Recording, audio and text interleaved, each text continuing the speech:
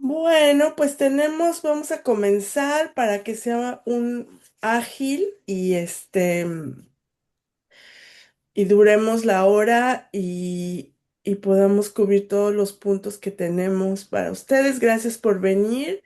Me llamo Mónica Moreno Figueroa, soy una académica socióloga en la Universidad de Cambridge, que he trabajado sobre racismo por muchos años.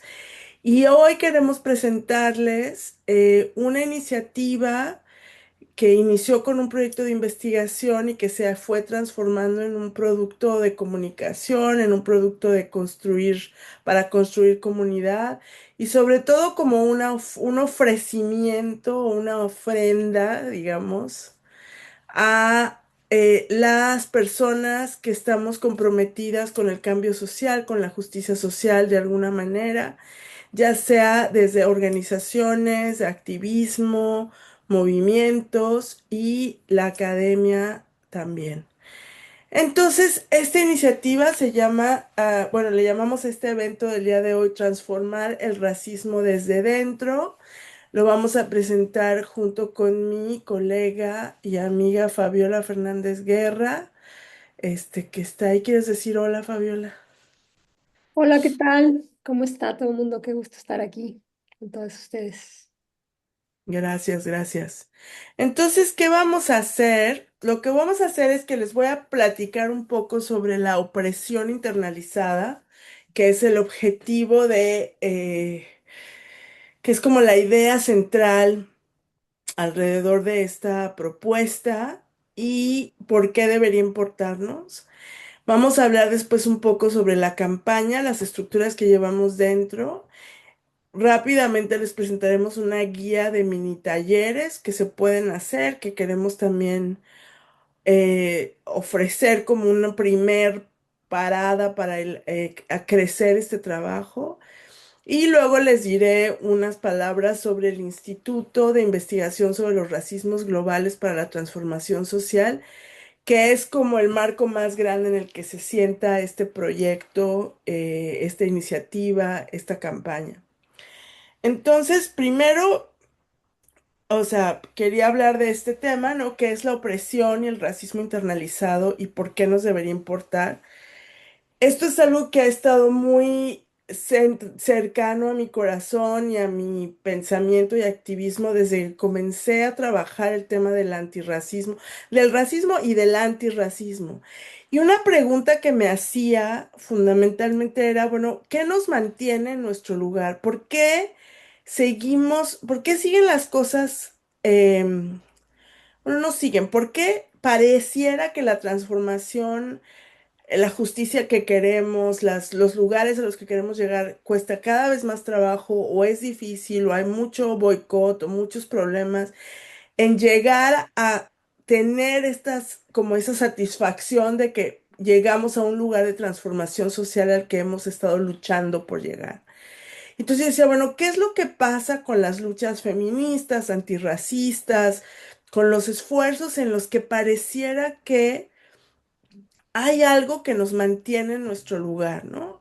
Pueden ser cuestiones obviamente estructurales, históricas, pero también pensaba que hay un aspecto de esta ecuación de análisis y de problemáticas sociales que podríamos ver, que tiene que ver con las recompensas y tentaciones que hay de mantener las cosas tal y como están. O sea, usualmente pensamos y creemos que todos queremos que las cosas cambien, pero también nos hemos dado cuenta que hay quienes no tanto, pero hay también muchos espacios y lugares donde nosotros mismos, aunque estemos comprometidos con estos trabajos, puede ser que tengamos puntos ciegos donde no nos damos cuenta de las recompensas, que tiene para nosotros el que las cosas se queden como están. Entonces, esto lo voy a explorar un poquito más, pero es como la idea con la que les quiero como picar la curiosidad sobre este tema, ¿no? Digamos.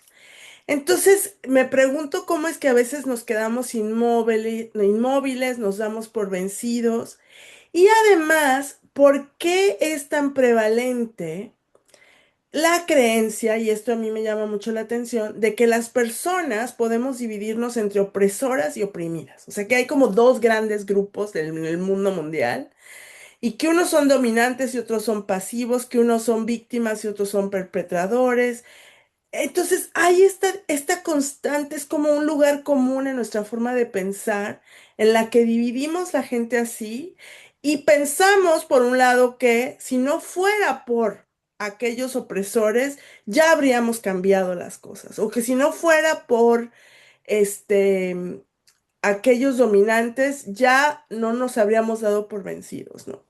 Entonces, aquí la pregunta que yo me hago y que quiero proponer es si sería posible que una perspectiva sobre la opresión internalizada nos ayude a romper un poco estas preguntas y a traer otra posibilidad.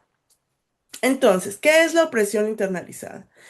La opresión internalizada, bueno, comienzo por decir que yo sé que es un término complicado, habrá académicos aquí en la llamada que digan, a ver, espérame, ¿cómo que internalizada? Entonces yo digo que me esperen, que me acompañen. Es un término, yo creo que como una imagen nos ayuda a apuntar hacia la idea que quiero, aunque tenga mucha más complejidad y detalle. O sea, hay opresiones externas, digamos, estructurales, históricas, sociales, y hay también cosas que tienen que ver con cómo las vivimos como seres humanos, individual y también grupalmente. Entonces, la opresión internalizada es una condición inevitable de todas las estructuras de opresión. Hay muchos estudios, hay varias aproximaciones, sobre todo desde la psicología, desde las ciencias sociales, aunque más tímidamente, pero, ¿no? Y en general siempre ha habido una perspectiva que trata de entender por qué la gente hace cosas que pareciera que van en contra de sí mismas, ¿no? Entonces vemos, bueno, esto es una condición inevitable de todas las estructuras de opresión y tiene que ver, es como el proceso mediante el cual se asume tanto la inferioridad como la superioridad y los muchos puntos intermedios que hay entre estos extremos. La opresión internalizada ocurre cuando actuamos de acuerdo con las creencias de los sistemas que sostienen y apoyan la dominación y la subordinación. La opresión internalizada tiene que ver con, es como el proceso, la fuerza que sostiene la desigualdad social. A mí me gusta de llamarle como la cereza en el pastel que cierra la trampa, el círculo de la dominación, de alguna manera. Es la manera en la que nosotros mismos actuamos, las personas actuamos con estas creencias que sostienen y apoyan a la supremacía blanca, al patriarcado, la heteronormatividad, privilegio de los cuerpos delgados, capacitista, neurotípicos, etcétera, ¿no? El adultismo. Entonces, tiene que ver con cuando nosotros, digamos, estamos de acuerdo con con lo que se dice que nosotros somos o dónde estamos o lo que nos merecemos y demás. Esto es tan sutil, es tan cotidiano, es tan normalizado que es tal vez a veces muy difícil darnos cuenta. Y cuando hablamos de racismo internalizado, más específicamente, algo que es muy importante ver es que, y yo pienso eso se puede aplicar a otras formas de opresión como el sexismo, pero bueno, en el racismo internalizado podemos comprender que el mayor daño, y aquí voy a leer tal cual, el mayor daño infligido por el racismo ha sido la coerción de las personas para que sean racializadas e internalicen las actitudes y creencias por ejemplo, en América Latina, del mestizaje, de la superioridad blanca, así como para participar y cooperar con los sistemas que sostienen y reproducen la dominación y la subordinación. Esto no quiere decir que el racismo, el sexismo internalizado sean algo que sea culpa de los oprimidos, ¿no? Eso como que quiero que quede claro, que no estoy diciendo aquí esto es, ahora encima de todo es mi culpa que yo me creí que las mujeres somos débiles y no, o sea, esto es parte de la opresión, es cómo funciona el racismo, cómo funciona el sexismo, tiene este elemento que nos hace, este, sí, que nos hace creer y que nos hace ser parte a través de una serie de prácticas, de condicionamientos, de educación, vamos aprendiendo a oponernos en ese lugar, lo cual hace mucho más difícil la movilización y el cambio. Entonces, esto es algo como muy, em, es la parte como, por esto, digamos, está dirigido este trabajo y a los que hemos invitado a este webinar es para gente que trabaja en estos luchas, en estos temas y que vemos que nos haría bien, tal vez, detenernos a pensar cómo es que nosotras y nosotros y nosotres participamos en estos sistemas y que esto es algo que sí está en nuestras manos empezar a revisar, ¿no? Empezar a ver. Esto, ay, perdón, espérenme. Hay muchísimas tácticas de resistencia al reconocimiento de cómo es que participamos en procesos opresivos. ¿No? Y que tienen que ver esto, lo podemos simplemente decir, ah, esto es lo que hacen los opresores, pero si lo empezamos a extender y decir, a ver, ¿cómo es que yo niego que hay una opresión pasando? ¿Cómo es que yo minimizo lo que me pasa, lo que le pasa a otros?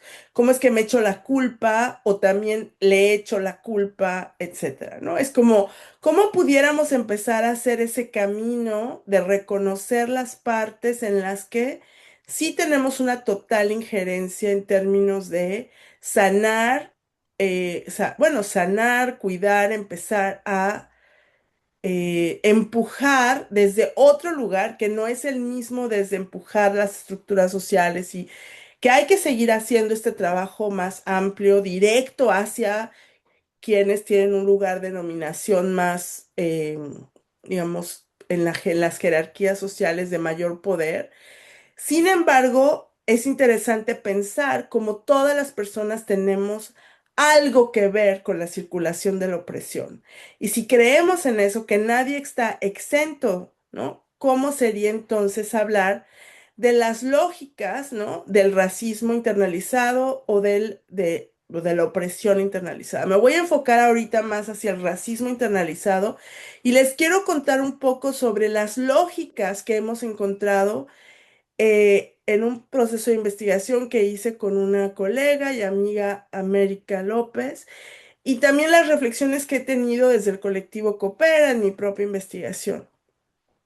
Y aquí lo primero es decir que cuando hablamos de opresión internalizada, seguro su mente se fue inmediatamente a los lugares en que nos sentimos inferiores o nos vemos inferiores a otros.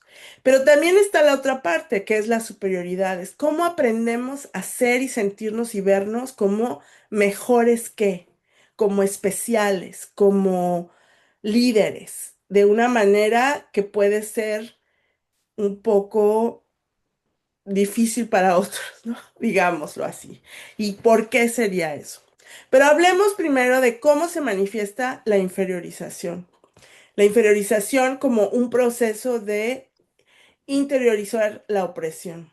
Aquí en un proyecto de investigación encontramos, haciendo un análisis de varios testimonios de personas negras e indígenas del estado de Guerrero, y escribimos este artículo que se llama A lo mejor yo soy autorracista, que pueden encontrar en nuestra página, está de libre acceso, en el que empezamos a ver que hay una serie de lógicas que se repiten cuando empiezas tú a analizar cómo es que la gente habla sobre sí misma y sobre su gente, ¿no? No sobre los otros, que son los típicos a los que podemos decir son los culpables o pensamos, ¿no? Continuamos haciendo esta división de opresión, opresores y oprimidos. Y encontramos tres lógicas fundamentales: lógicas de inmovilización, lógicas de desarticulación, lógicas de distracción. Y en cada una de ellas empezamos a ver cómo es que la gente habla de sentirse deficiente frente a otros, despreciar su propia lengua o su propia comunidad, o su propia familia, ¿no? Darse por vencida rápidamente, esto no es para mí, no puedo, ¿no? Y como todas estas lógicas, ¿no? De compararnos, de dividirnos, de decir, yo voy a hacer esto, voy a demostrar que soy el mejor, entonces se la pasa uno distraído, distraída de hacer las cosas que quiere hacer, pero por demostrar que uno sí puede, etcétera. Y estas lógicas al final lo que hacen es confirmar los procesos opresivos y nos mantienen en ciertos lugares, ¿no? Nos hacen, ayudan a darnos por vencidos, ayudan, ¿no? Entre comillas. Ahora, si pensamos en cómo se manifiesta la superioridad, aquí siempre me gustaría preguntar y que pongan su manita así. ¿A cuántos de aquí les gusta ganar una discusión? Por ejemplo. Mira, Lina ya se rió, ya me dijo que sí. Exacto, nos gusta ganar, nos gusta tener la última palabra, nos gusta que nos hagan, en fin, ¿no? Podemos hablar de muchas de las maneras en las que eso se muestra. Y tal vez sea algo como inocente o pensemos que no tiene gran sentido, pero imagínense la acumulación de la competencia que cada uno traemos, ¿no? Y eso cómo va a afectar nuestras relaciones. Entonces aquí hay una lista de características viene de un texto que se llama La cultura de la supremacía blanca, en el que se habla de cómo estas características de querer ser perfectos, como Dios nuestro Padre es perfecto, por ejemplo, si alguien ha oído esa frase, como yo muchas veces, el sentido de urgencia, todo es para ayer, ¿no? Defendernos, nunca aceptar ninguna crítica o ayuda o apoyo o sugerencia, ¿no? Etcétera. Ustedes pueden ver. Y en general, cuando una organización, ¿no? O un grupo de personas o una misma adopta solo una forma de trabajar o de relacionarnos, entonces seguimos reforzando la perspectiva de que unas personas valen más que otras, de que hay un lugar mejor que el otro y ese es el mío, por supuesto, ¿no? Todo estaría muy bien si dejaran de tener iniciativa, hicieran lo que yo les sugiero, ¿no? Por ejemplo. Y eso es parte de cómo la superioridad, ¿no? Se va distribuyendo de una forma mucho más sutil en nuestra vida cotidiana. Esto fortalece la internalización de la superioridad, limita entonces la colaboración, limita la transformación, ¿no? Entonces es interesante qué podríamos hacer si nombramos y cambiamos estas normas para crear relaciones más justas y relacionales, ¿no? Esa sería como la propuesta. Pero bueno, ¿cuáles son las implicaciones y por qué les queremos hablar de esto, ¿no? Porque creemos que, por un lado, como les dije, todas y todos estamos implicados en los ciclos y la vida de la opresión, porque vivimos en sociedades opresivas, no hay manera. El simple hecho de que todas y todos en esta conversación fuimos niñas y niños y niñes, ya significa que nos cayó el adultismo, o sea, nos cayeron los adultos, no hay manera que no. Nos dijeron que no, nos dijeron qué hacer, nos dijeron cómo, ¿no? Y muchos de nosotros ya nos urgía ser grandes para poder hacer lo que yo quisiera, ¿no? Y ya desde ahí empieza ya una lógica en la que si no fuimos tratados con toda nuestra humanidad, pues obviamente vamos a querer llegar con otras características. Esto digamos, el hecho de que seamos mujeres negras, indígenas, de clase trabajadora, pobre, clase alta, no nos abstiene de entrar en estas lógicas. Y creo que esto es algo que en el trabajo antirracista, antisexista, no consideramos lo suficiente, no le damos espacio lo suficiente a cómo las personas que estamos en este trabajo también tenemos que hacer nuestro trabajo, ¿no? ¿Y qué significaría hacerme responsable de cómo yo contribuyo a la opresión, a que haya relaciones opresivas en mis ambientes, relaciones, familia, trabajo, etcétera? Entonces, una primer propuesta es que dejemos de igualar que un sujeto con ventajas es el opresor y un sujeto en desventaja es el oprimido. Aquí está como ecuación que hacemos de forma muy fácil que nos ha llevado a muchas confrontaciones y problemas, no deja ver que nosotros tenemos una complejidad y que por lo tanto todas las personas también. Si a mí me gusta ganar, ¿por qué creo que al otro, que al que yo critico, que creo que es la persona más opresiva y horrible del planeta, pues también le gusta ganar, ¿no? Entonces, ¿qué vamos a hacer? Tenemos que por lo menos detenernos a hacer una reflexión. Entonces, creemos que esta perspectiva entonces podría fortalecer nuestras relaciones y las posibilidades que hay de colaborar, porque la gran pregunta detrás de todo este proyecto es por qué las colaboraciones en las organizaciones sociales, en las iniciativas de transformación, fallan tan fácilmente. ¿Por qué nos dejamos de hablar? ¿Por qué nos peleamos? ¿Por qué no podemos llevar a cabo estas ideas tan importantes que tenemos? Pues porque la opresión entra y no tenemos espacio y herramientas para detenernos a considerar, a ver, ¿qué es lo que está pasando? ¿Qué estoy haciendo? ¿Qué estamos haciéndonos? ¿No? Entonces creemos que, y la propuesta es esta, que tomando, dándonos un espacio para pensar en las opresiones internalizadas, nos puede abrir la puerta para minimizar posturas de victimización, actitudes defensivas y, por supuesto, una cierta arrogancia que siempre pasa no detectada si creemos que estamos del lado de los buenos, ¿no? Digamos, del lado de las víctimas, del lado de la gente que sufre. Y no quiere decir con esto que no sea verdad, lo que digo es que es más complicado y que tal vez estamos perdiendo oportunidades de fortalecer nuestra lucha que tiene que seguir si tomamos en cuenta y complicamos nuestra posición con esta otra perspectiva, ¿no? La propuesta es entonces que escuchemos, que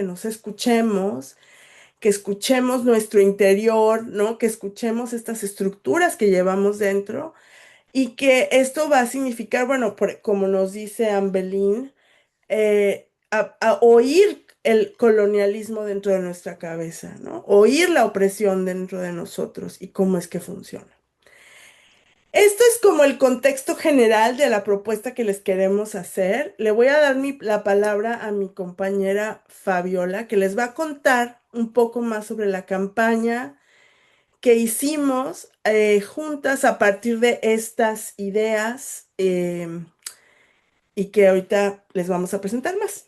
Adelante, Fabiola. Gracias, Mónica. Antes de seguir y presentarme yo, preguntan en el chat si se va a compartir la grabación y o la presentación de esta Sí, presentación. Entonces, decirles para que, si les quieres sí. comentar. Ah, es que no estoy viendo el chat, pero sí, les vamos a compartir esta presentación y la grabación. Y veo que también están dejando sus correos si quieren ser parte de la comunidad, así que perfecto, también por el chat los pueden subir y dejar por ahí. Entonces se pueden concentrar tranquilamente en escucharnos porque van a recibir también el material que aquí estamos conversando. Dicho esto, y agradeciendo el espacio y su presencia y su atención el día de acá, pues me presento, yo soy la doctora Fabiola Fernández Guerra Carrillo. Actualmente estoy desarrollando un proyecto de investigación en la Universidad Autónoma del Estado de Morelos y estoy trabajando el tema de infancias y juventudes y estrategias antirracistas y antiopresivas para esa población en un proyecto que se llama Futuros Ancestrales. Y a la vez soy fundadora de una agencia que se llama 1111 de comunicación para el cambio social. Entonces, y soy también colega junto con Mónica del colectivo Coopera para eliminar el racismo. Entonces, cuando Mónica me plantea como el mensaje que quería transmitir con esta campaña, a mí me alegra mucho porque guarda correlación con el trabajo eh, de centrarnos en qué pasa en la infancia y ese proceso cómo afecta en términos de las opresiones internalizadas y el racismo internalizado que les acaba de explicar, y sobre todo en términos de pensarlo de cómo qué podemos desaprender, cómo lo podemos hacer y cómo podemos lograr procesos donde la comunicación antiopresiva y estratégica sea eficiente y podamos impulsar procesos de sanación colectiva. Entonces, les vamos a presentar, si le das clic, Mónica. Ya vamos a empezar con la película aquí. Ok. Entonces, esta campaña, como ustedes pueden observar, está creada justo para acompañar a organizaciones, a colectivos, a movimientos y a comunidades y ayudar a una reflexión sobre el tema de las opresiones internalizadas y cómo éstas nos afectan en nuestras distintas prácticas. Algo que hemos visto ya en este tiempo, en esta primera conversación, es que la campaña es una campaña, siento que es muy innovadora, muy creativa y sobre todo que busca explicar términos que no son fáciles de una manera accesible para bajar estas reflexiones que están en la academia a lo que necesitamos dentro del activismo, a lo que necesitamos dentro de los espacios, en mi caso, por ejemplo, dentro de los espacios de jóvenes y de niñeces. Entonces, ¿cómo poder ayudar a estas reflexiones, difundirlas y que sirvan de materiales para el trabajo? Entonces, pues ya está aquí, ¿no? La idea de cómo podemos trabajar las opresiones para que no sean un límite y al contrario sean un efecto de concientización que nos puedan ayudar a colaborar de mejor manera. Gracias, Mónica. Bueno, entonces les vamos a presentar los distintos materiales que desarrollamos para esta campaña. Era importante desarrollar varios materiales porque justamente la complejidad del mensaje hacía, y como lo acaba de decir Mónica, ¿no? El poder plantear que no se trata solo de oprimides y de opresores, que puede ser un discurso que muchas veces se escucha más que decir ni unos ni otros, eso requiere que se pueda adentrar en esta conversación con mucha más profundidad. Entonces, por ello, hay varios materiales en la campaña, entonces puedes entrar a esta página web que está tanto en inglés y español y vas a encontrar los materiales que ahora les vamos a presentar, pero que está la película, están unos podcasts, están recursos, también de artículos, publicaciones y reflexiones, y está la comunidad de aprendizaje. Entonces, eh, vamos, y está el sobre, que es quienes han participado en nuestro proyecto, cómo estamos y quiénes son, desde dónde lo estamos viendo. Entonces vamos a empezar con esta película y antes de entrar por ahí, nada más quisiera que hiciéramos una respiración. Si quieren tomarse un segundito, nada más vamos a respirar. Inhala, exhala, otra vez inhala, exhala, y una última vez inhala y exhala. Y la idea y la invitación que quisiera hacerte con esta película es que regreses a tu niña interior, a tu niña interior, y a cómo fue para ti cuando eras niña, cuando eras pequeña, empezar a recibir estas heridas o estas opresiones que va ejerciendo este mundo y cómo y en qué momento empezaron a cambiar o empezaste a entender que, que, que hay cosas que sí, hay cosas que no, que hay que ser de esta manera, que no hay que ser de esta otra manera. Entonces, si le damos clic, podemos ver la película y después platicamos un poquito al respecto. Muchas gracias. Listo.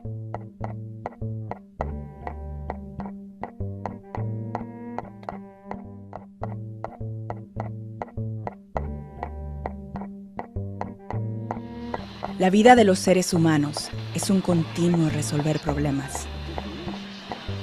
Y eso no es lo peor. Lo más difícil es ponernos de acuerdo en cómo irlos resolviendo. ¿Por qué nos frustramos? ¿Por qué tiramos la toalla?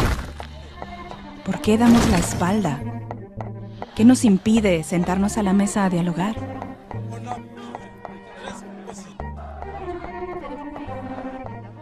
Parte de la respuesta está en nuestras historias personales, en lo que nos ha pasado, en las estructuras que organizan el mundo social, en las opresiones que hemos internalizado, esas que llevamos dentro.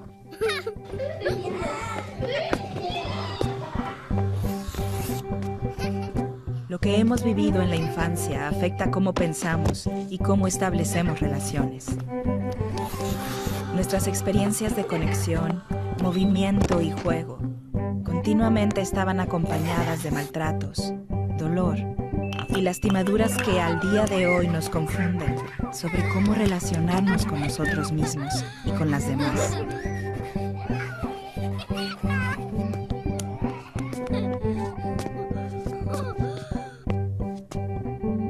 ¿Cómo fue cuando éramos niñas?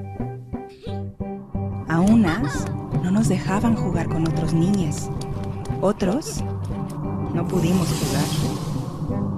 No te juntes con este. Con esta no hables. Ahí no vas. Y llegaron las burlas, la vergüenza, el aislamiento. Divisiones, separaciones, ruido. Una vida que se vuelve limitada, inflexible. ¿Con quién podemos relacionarnos? ¿A quién podemos escuchar? Estas opresiones estructurales, externas e internas, nos encajonan y marcan nuestra vida. Nos atrapan, nos llenan de ruido. El racismo marca nuestra vida. El sexismo, el adultismo, la homofobia, el clasismo, la violencia. ¿Y cómo vamos a salir de esta?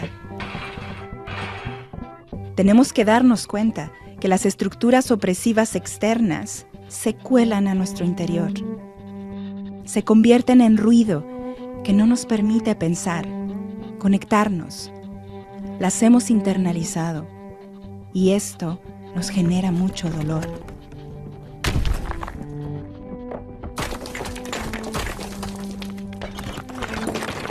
Tal vez nos podemos acompañar, ayudarnos a tener más espacio interno, a saber procesar mejor la información, a desarrollar herramientas para silenciar el ruido, para podernos escuchar. Si lo logramos, podremos volver a juntar la mesa, podremos volver a dialogar, a colaborar. Así va a ser más fácil que no nos frustremos, que no tiremos la toalla, que no demos la espalda, que nos quedemos.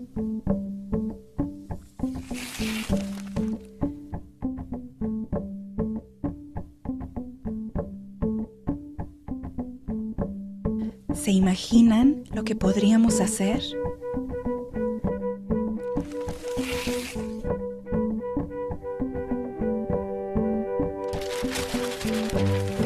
Poder abrir ese espacio, abrirnos a la vida, a las relaciones y a la sociedad que queremos construir.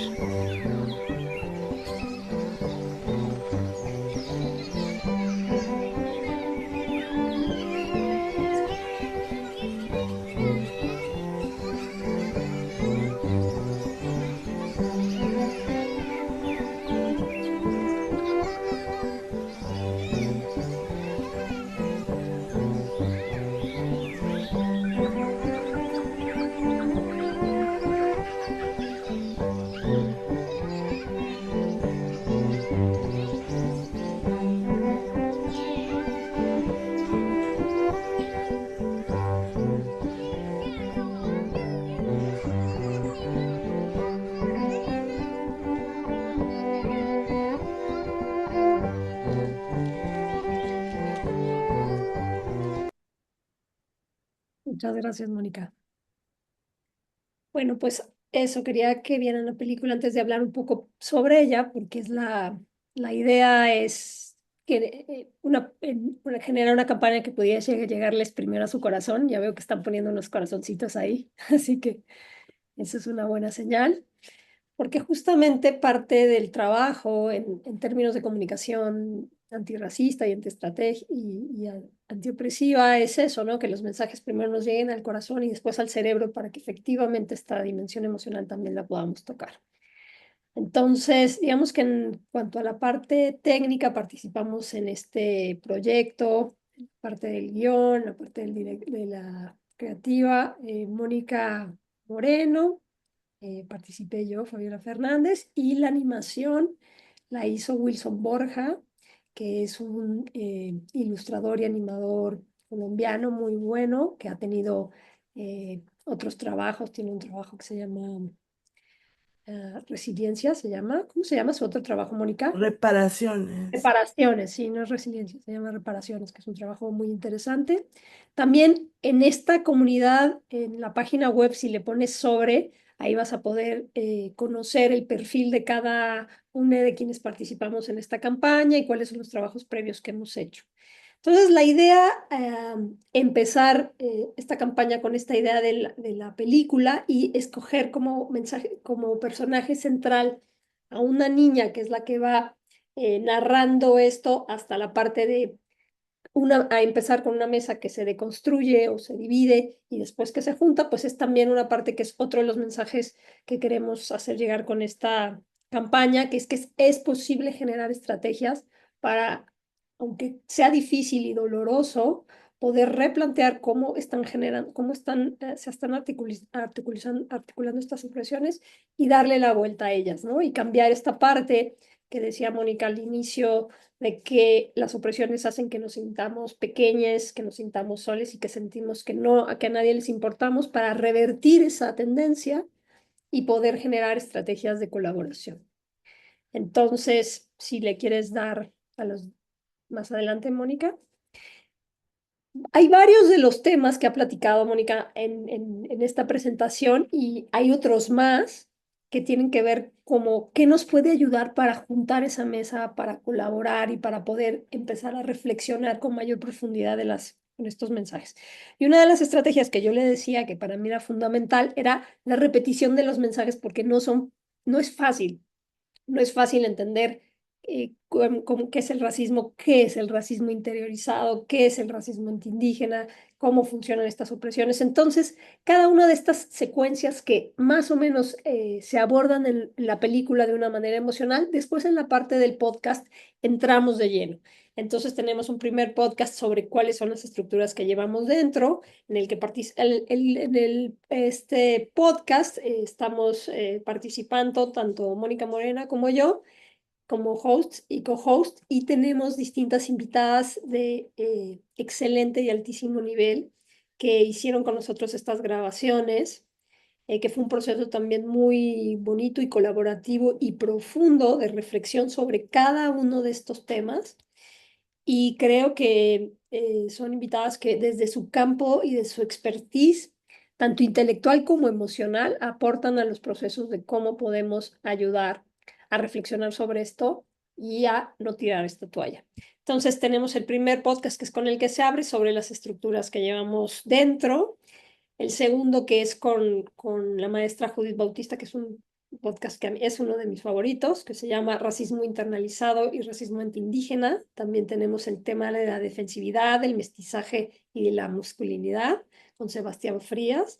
Tenemos también el tema de victimización y procesar nuestras emociones con Hilaria Hernández. Este es un tema muy interesante porque tanto la parte de defensividad como victimización son temas bien delicados. Entonces, el poder entender bien, que era parte de lo que platicábamos, de cómo se puede entender bien este concepto y bien cuál es el sentido de la campaña, los podcasts nos ayudan mucho a eso, ¿no?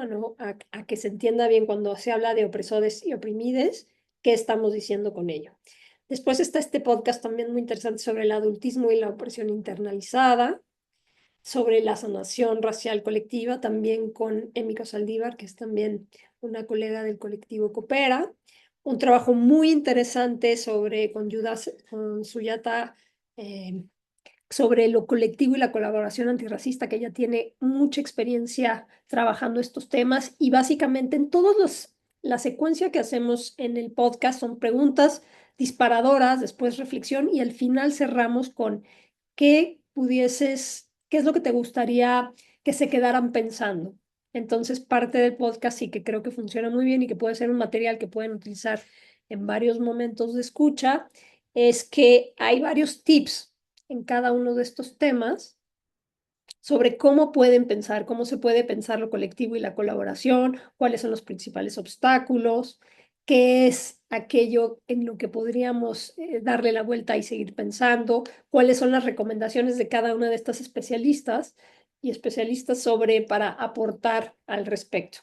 Después cerramos con colaboraciones antirracistas desde el arte, donde hay dos colegas que se dedican al teatro y que nos cuentan cómo desde el teatro ha sido su experiencia para realizar una colaboración antirracista. Y cerramos con la parte de comunicación antirracista con Wilson Borja y con mi persona, platicando de todas las experiencias que hemos tenido en anteriores campañas de comunicación antirracista y cuáles son como las rutas de acción que pensamos a futuro. Todo esto de los podcasts también se vincula con, bueno, ahora lo vamos a ver más adelante, ¿no? Si quieres darle al que sigue, es la comunidad práctica. Creo que había uno anterior, Mónica, o era ya solo este. ¿Este es el que seguía? Ok. Eso, los recursos, gracias. Entonces, lo que les platicaba también es, si tienen algunas dudas o necesitan más materiales, están en la sección de la página web, que está tanto en inglés como español, hasta arriba le das clic y cambia de idioma, sobre las temáticas que están tanto de sanación racial como de comunicación antirracista y otras, donde puedes profundizar más en los materiales que tú puedas necesitar, tanto a nivel personal como colectivo, para trabajar estas temáticas que se plantean en las campañas. También hay distintos posts que se emitieron con respecto a la campaña, que son estas invitaciones y llamados para entender de qué se tratan cada uno de los podcasts, para entender más o menos qué decimos con el título de las estructuras que llevamos dentro, ¿no? O sea, ¿a qué nos referimos con las estructuras? ¿Cuáles son esas estructuras? ¿Y cuáles de ellas elegimos cambiar y de qué manera? Y finalmente está la parte de la comunidad práctica, que es una invitación para participar en este proyecto. Y ahí está, si tú le das en la web, ahí vas a ver que está ese espacio. Y las preguntas son, ¿te gustaría ser parte de la comunidad de práctica de las estructuras que llevamos dentro? ¿Te gustaría compartir cómo vamos aprendiendo a sostener nuestras relaciones y nuestras colaboraciones? Y está la parte de llenar ese formulario para poder participar y ser parte de esta comunidad que estamos generando. Muchísimas gracias, Fabiola. Entonces luego les vamos a hacer llegar este link, este material, por si quieren ser parte y que podamos ir compartiendo cómo nos va. Esa es la invitación, ¿no? De pensemos en esto juntos, compartamos lo que estamos descubriendo y cómo nos podemos ayudar a fortalecer este trabajo. Y parte de los materiales que creamos es una guía para hacer mini talleres en sus organizaciones, asociaciones, familias, grupos donde puedan usar este material de la campaña. Y básicamente es un documento que pueden bajar, ahí está en la página en la página, en la parte de materiales. Y la guía básicamente es simplemente una propuesta. Seguro ustedes son muy expertos en llevar sesiones y reuniones y de facilitar. Pero bueno, es una propuesta más en la que estamos dándoles una ayuda, digamos, una secuencia de posibilidades para facilitar conversaciones difíciles en forma de manera que pueda ser escuchada más fácilmente, ¿no? Entonces, lo que hacemos en la guía es ofrecer una secuencia donde se explora el recorrido personal, relacional y colectivo de la campaña y con una propuesta de sesiones cortas que pueden replicar en sus organizaciones y colectivos. Entonces, bueno, como sabemos, la campaña incluye todos estos herramientas, la película, los episodios, y le estamos poniendo en la guía dos herramientas centrales que usamos en el colectivo Coopera y que yo también he después utilizado en mi quehacer académico, en mis clases, y que son herramientas que sirven mucho para precisamente procesar estos temas que son complicados y hacerlo de forma colectiva, que son la coescucha, los momentos de coescucha y lo que le llamamos el minuto de silencio. Estas dos metodologías pueden ir acompañando la reflexión que se hace con la película y con los podcasts. Los momentos de coescucha, ahí les decimos cómo funcionan, que es básicamente conversar por turno sin interrumpirnos, manejando la información que se comparta de forma confidencial y de esta manera procesar emociones, aclarar ideas y tal vez sobre todo rehumanizarnos, ¿no? Conectarnos con otra persona y comprender su historia mientras escuchamos cómo la persona comprende su propia historia, ¿no? Y luego lo del minuto de silencio es para facilitar una sesión, digamos, que debimos de haber hecho ahorita y no hicimos, pero bueno, Fabiola nos ayudó con una respiración, en la que la propuesta es hacer una pausa cada 20 minutos, más o menos, para, por un lado, descansar la mente, por otro, también reconocer la diversidad lingüística, la neurodiversidad y también el trabajo que todos estamos haciendo por comunicarnos y las interpretaciones que hacemos en nuestra mente. Todos tenemos acentos diferentes, algunos tenemos lenguas maternas diferentes. Y entonces, para poder facilitar la comunicación, estas ideas pueden ayudar porque reduce la saturación y hace espacio para todos los ritmos y posibilidades. Entonces, la guía tiene dos grandes módulos, con el taller, con la película, perdón, donde se hacen una serie de preguntas, donde se puede usar para explorar lo que pasa en la película, porque aunque son 5 minutos, la película es muy densa, tiene muchos elementos y cada vez que yo la veo encuentro algo nuevo que pensar y reflexionar. Entonces es muy provocadora y hay muchos aspectos que se pueden explorar y luego pueden armar talleres con los podcasts, pueden quedar en haberlo escuchado y después llegar y reflexionar juntos y también les proponemos en esta guía cómo lo pueden hacer. Entonces, todo este proceso que les hemos platicado, la propuesta es parte del trabajo que estoy haciendo en el Instituto de Investigaciones sobre los Racismos Globales para la Transformación Social. Estamos basados en la Universidad de Cambridge y viene funcionando, digamos, está en su etapa de diseño.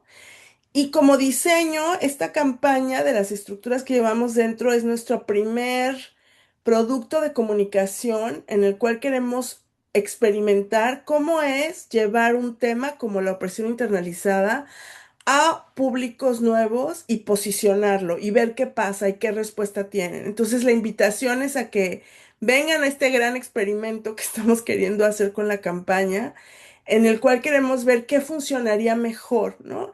Por eso los invitamos a que sean parte de la comunidad de práctica, porque así nos ayudaría a ver cómo podríamos mejorar los productos académicos para que sean más útiles para las comunidades y grupos y organizaciones. El objetivo del instituto es crear un espacio que haga espacio, así le llamamos, un espacio que haga espacio para la investigación accionable, centrada en el racismo como un punto de entrada a todas las formas de desigualdad y con una perspectiva global y relacional, ¿no? Tenemos una propuesta muy experimental, iterativa, colaborativa, con alianzas con muchas personas diversas y pues diferentes metodologías. Es un proyecto muy interesante y las estructuras que llevamos dentro es nuestra como bebé.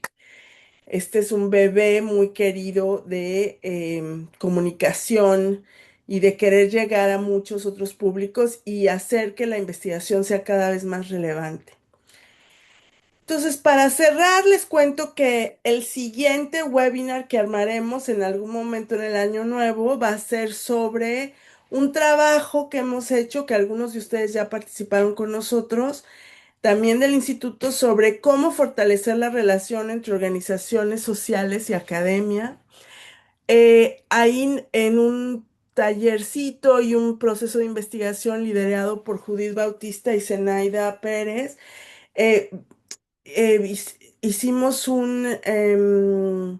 se creamos en colaboración con 20 organizaciones de justicia social en México un decálogo de principios ético-políticos de colaboración y vamos a estar tratando de comunicar este decálogo, de tener espacios diferentes donde platicarles cómo podría ser mejor la relación entre la academia y las organizaciones de justicia social y digamos, de alguna manera las estructuras que llevamos dentro quieren ser parte también de estos diálogos y de ofrecer y de conectarnos entre estos dos grandes mundos de la academia y las organizaciones para fortalecer y no antagonizar, más bien fortalecer.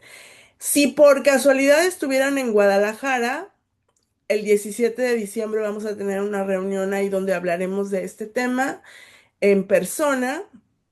Les podemos pasar la información después, pero bueno, y si no, en línea vamos a anunciar en las redes sociales otro webinar. Nos quedan como 9 minutos, 8 minutos, y queremos ver ahora, voy a dejar de compartir, tal vez haya comentarios, preguntas. Yo también una eh, cosa que decir solo es también de la parte comunicacional de la campaña, que lo puso ahora sí, Paula, en el chat, pero también es importante. Además de la web, está el Instagram y también el Facebook, donde nos pueden seguir como The Structure Within. Entonces también ahí pueden ver y recibir publicaciones o ver los posts de las cosas más vigentes que están sucediendo en torno a la campaña, que se van a ir complementando con lo que está en la web y con lo que está también en la recepción que estos materiales están teniendo en varios espacios. Gracias. bueno, pues ya llegó nuestra hora, no les quiero quitar más tiempo, aunque me encantaría seguir platicando. Les pongo aquí mi correo, el correo de... Paola, pon nuestro correo de Grist, donde nos pueden encontrar, y también les pongo aquí el mío. Eh, También está la página del instituto, está la página de la campaña. Muchísimas gracias. Vamos a seguir compartiendo con ustedes y pues eso. Gracias por su tiempo y su compañía. Qué emoción. Y que usen los materiales y nos vayan contando cómo les va. Que chequen todos los días cómo está hoy mi opresión internalizada. ¿Qué tal me fue? Y muchas gracias por todos los comentarios que pusieron en el Sí. chat, los hemos estado. Gracias, súper Ay, lindo. Mara querida, qué gusto verte. Bueno, que estén muy bien, que estén muy bien. Gracias, hasta luego.